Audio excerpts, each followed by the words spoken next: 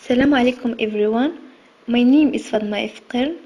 First of all, I will thank my supervised Dr. Tamer Youssef on his effort with us throughout this period, as I would like to thank my partners and all students. So my project is about teaching reading. I'm going to talk about the first part, include definition, then definition of TOEFL including the definition and the history of TOEFL. So before introducing my paper, I wish that his presentation will give you a clear understanding of teaching reading. So today, the issue of teaching English as a foreign language is becoming more important in the sphere of linguistics. This is because of it is based on teaching English for students whose mother tongue is not English.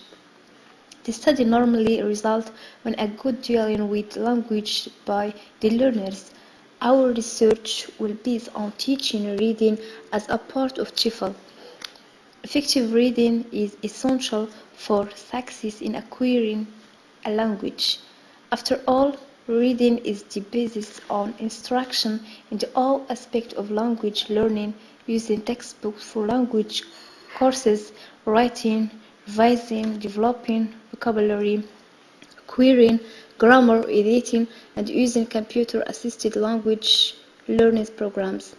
Reading instruction, therefore, is an essential component of every language curriculum. Understanding some important facts about reading literacy and teaching methods is essential for providing effective instruction in reading.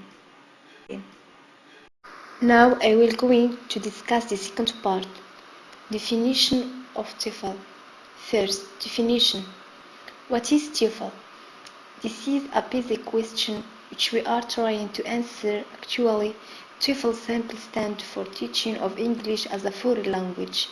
It is about teaching English to students whose mother tongue is not English. The discipline that studies TOEFL is called applied linguistics. However, applied linguistics first concerns itself with how learning theories related to real-life problems. However, TOEFL in Morocco has become an essential element within the framework of acquiring and studying other languages and subjects. We all know that French has occupied the mind because it is the first foreign language that's counted with other allied varieties, especially English. This is due to colonial and geographical reasons, but during the last decade, more focus has been devoted to English. The National Charter for Education and Training stated that English should be given the status of the service. So in 2003-2004 academic year, English was launched at middle schools instead of only teaching it in high schools. The history of TOEFL in Morocco tells us that it is not an old machine like in other disciplines. Some say that TOEFL is related to its programs that push the country to teach English to its citizens. The fact that TOEFL is restricted to universities, high schools, and few private schools. The adoption of this standards-based approach has paved the way for teaching of English in good conditions. The integration of the four skills is not to be discussed since they complete one another. Speaking and writing, the productive skills go hand in hand with listening and reading, the receptive ones. Second, the history of TOEFL. The English language teaching tradition has been subject to tremendous change, especially throughout the 20th century. Perhaps more than any other discipline, this tradition has been practiced in the various adaptations in language classrooms all around the world for countries, while the teacher of maths or physics, that is the methodology of teaching maths or physics. has to a greater or lesser extent remained the same. This is hardly the case with English or language teaching in general. As will become evident in this short paper, there are some milestones in the development of this tradition, which we will briefly touch upon in attempt to reveal the importance of research in the selection and implementation of the optimal methods and techniques for language teaching and learning. First, the classical method. In the Western world, back in the 70s, 80s, and 90s centuries, foreign language learning was associated with the learning of Latin and Greek, both supposed to promote their speakers' intellectuality. At the time, it was of vital importance to focus on grammatical rules, syntactic structure, along with the rote memorization of vocabulary and translation of literary texts.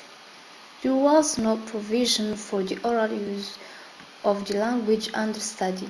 After all, both Latin and Greek were not being taught for oral communication, but for the sake of their speakers becoming scholarly or creating an illusion of erudition. Late in the 9th century, the classical method came to be known as the grammar translation method, which offered very little beyond and insight into the grammatical rules attending the process of translating from the second to the native language. It is widely recognized that the grammar translation method is still one of the most popular and favorite models of language teaching, which has been rather stalwart and impervious to educational reform, remaining a standard and sensational methodology. With hindsight, we could see that its contribution of language learning has been notably limited, since it has shifted the focus from the real language to a dissected body of noun, objective, and preposition doing nothing to enhance a student's communicative ability in the foreign language. Second, the direct method. Also known as the natural method or the Berlitz method, the direct method grew out of dissatisfaction with previous methods of instruction. According to it, classroom instruction is carried out entirely in the target language. Preferably native speaker, it is essentially the product of enlightened amateurism. Its drawback include the need for skilled native speakers as teachers trying to run classes completely in the target language when sometimes a quick leap into first would solve problems more quickly. The designer methods of the 19th century. The Chomsky revolution in linguistics drew the attention of linguists and language teachers to the deep structure of language, while psychologists took account of the effective and interpersonal nature of learning. As a result, new methods were proposed which attempted to capitalize on the importance of psychological factors in language learning. David Nuna referred to this method as designer method on the ground that they took a one-size-fits-all approach.